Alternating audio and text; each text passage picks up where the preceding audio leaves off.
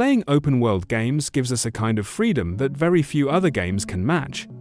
And today, we're going to talk about 7 open worlds, where exploring and getting lost are two things that will always happen, whether it's because of how huge they are or how easy it is to get sucked into them. When we talk about massive open worlds, there are tons of games that could be on this list. But here's the thing, just being big isn't enough to make an open world that's actually worth exploring and getting lost in.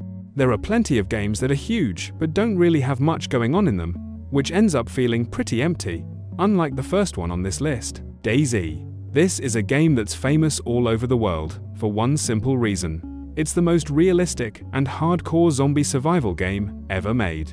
I'm serious.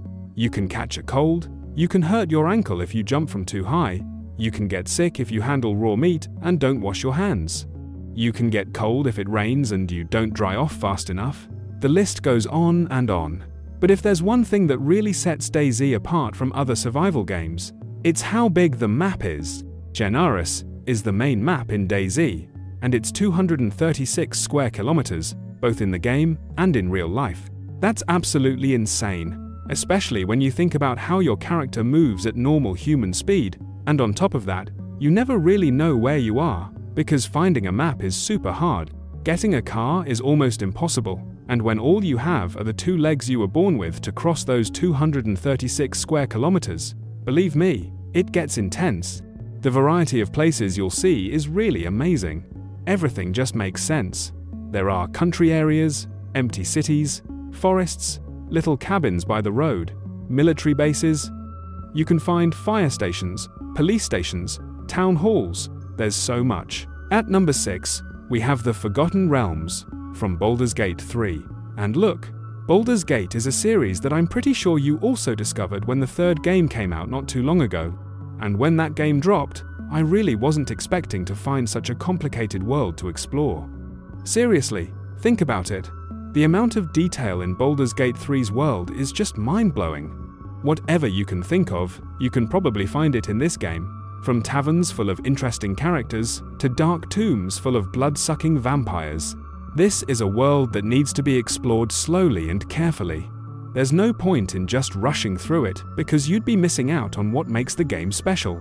Finding little secrets in the world while you play is one of the coolest parts. And actually, to really enjoy this, you need to get into your character like the game wants you to from the start. The map is massive, and to see everything, you need not just patience, but a real sense of adventure, kind of like what you need in the Kingdom of Bohemia from Kingdom Come: Deliverance. This is one of those games where you can really tell just how much love and hard work went into making it.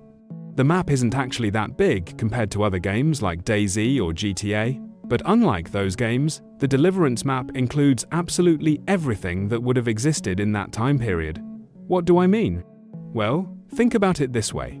Kingdom Come: Deliverance has small villages and pretty important towns that have all the workplaces you'd expect to see back then. Sawmills, stone quarries, farms, flour mills, coal mines, taverns.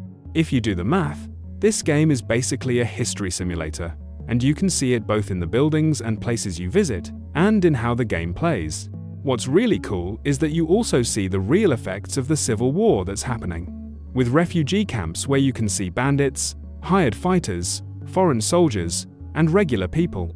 The amount of stuff packed into this game is really on another level, and it doesn't even take a few minutes of playing to see how much effort went into making it. At number 4, we have San Andreas from GTA 5. What's cool about this game's map isn't just how big it is, but all the different types of places you can see, plus it's the most accurate and realistic version of the real city it's based on, Los Angeles. You can see mountains, forests, cities, small country towns. The list is pretty long, and honestly, for players who are new to the game, it can be really easy to get lost in San Andreas, especially if you're just wandering around. Look, it's weird, but this game somehow always makes you want to explore even if you already know everything. The environments look amazing, and even more so if you add mods that make the experience even better and add new areas. But even without mods, GTA 5 has one of the most packed maps, with the most stuff to do, kind of like what we find in the Wild West of Red Dead 2. Kind of like playing The Witcher 3 and traveling around the continent. This is one of the most famous open-world adventure and exploration games of all time, and honestly, we all know why. The story is crazy from start to finish. The characters are some of the most interesting and well-written in all of gaming history. The gameplay, meaning the action, the movements, the things you do, always works, and gives you the feeling that you really are the character you're playing. But one thing that not many people talk about with this game is how huge the map is.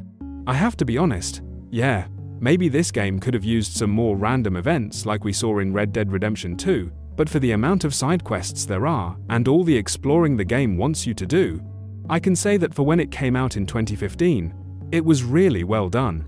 Sure, there's always room for improvement, but in this game's case, I can say that the final result, not just for me but for the millions of people who've played it, was really good. Now, before we get to number 1, I also wanted to talk a bit about one of the best zombie survival and open-world games that's ever existed.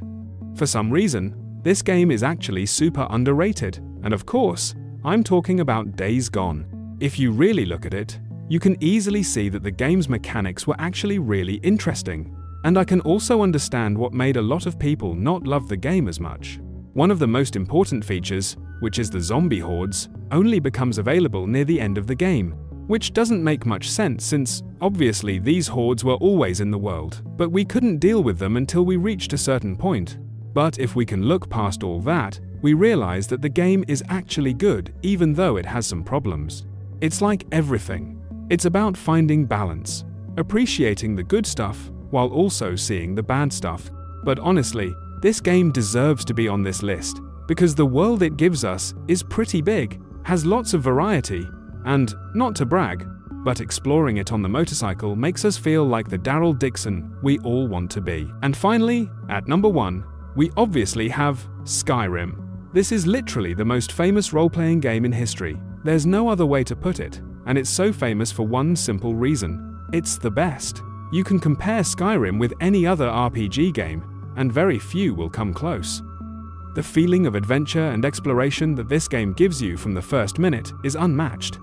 In Skyrim, we play as the Dragonborn, a legendary person with powers that make him one of the most powerful beings in the world. Our mission is pretty simple and straightforward, but the insane amount of side quests that exist, the different paths we can take to reach the end, all the armor we can make, the weapons we can create, the friendships we can build, and the adventure we can find along the way is what makes it so interesting, plus all the stuff we can steal. But look, seriously, this is a game where we can become vampires. We can turn into werewolves. We can join a group of thieves living in the sewers of a city. We can become powerful mages at a frozen college. We can control dragons. We can move at crazy speeds. Use our voice to create powerful shockwaves that can destroy our enemies. The possibilities are endless. And it's a game that even today, so many years after it came out, still has the biggest modding community in the history of the internet. So we know it will never stop having new things to explore.